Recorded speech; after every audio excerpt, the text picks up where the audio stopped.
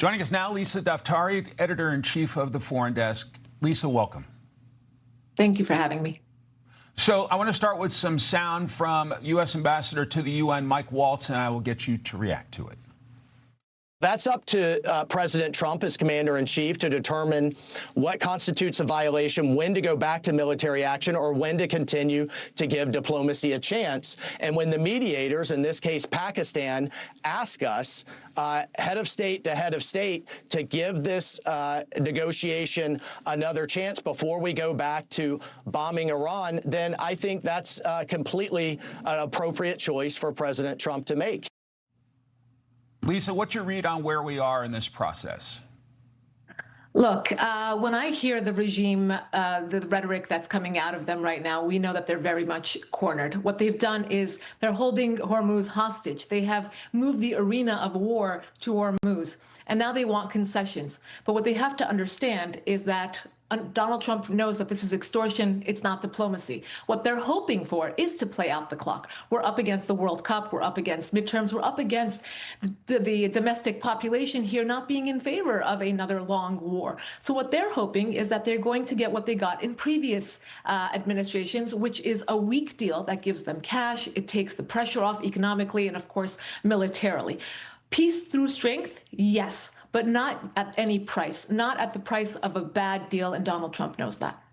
The regime is still talking tough, saying negotiations do not mean surrender, and talking about defending national interests and the rights of the Iranian people. Is that the kind of tough talk you expect from them?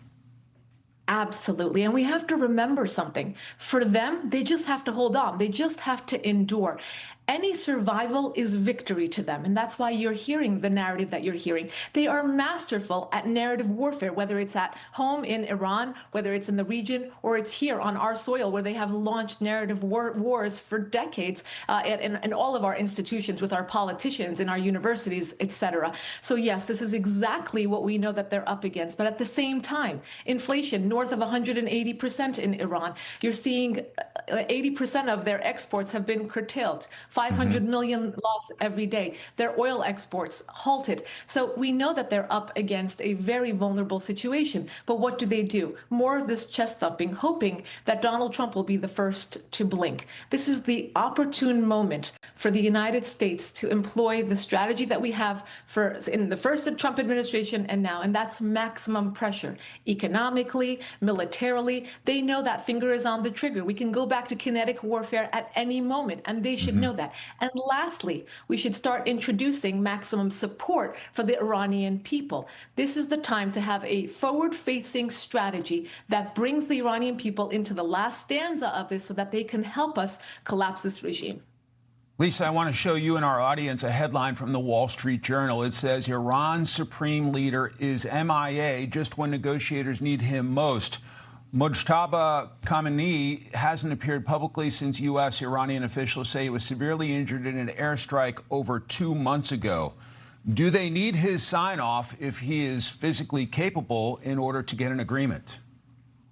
No, they don't. This is what people need to understand. This is a system. The regime is a system. It does not revolve around one person like Venezuela did.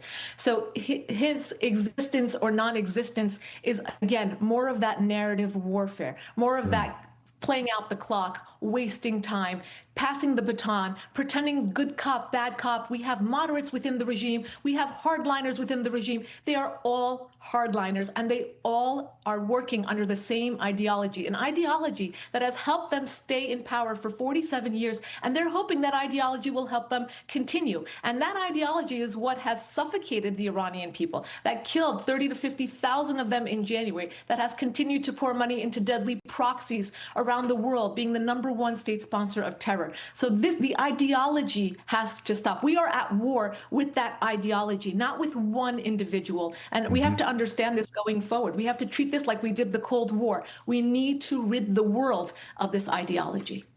Lisa Daftari, thank you for your analysis today, and a happy Mother's Day to you. Yes. Thank you to all the moms. Thank you so much.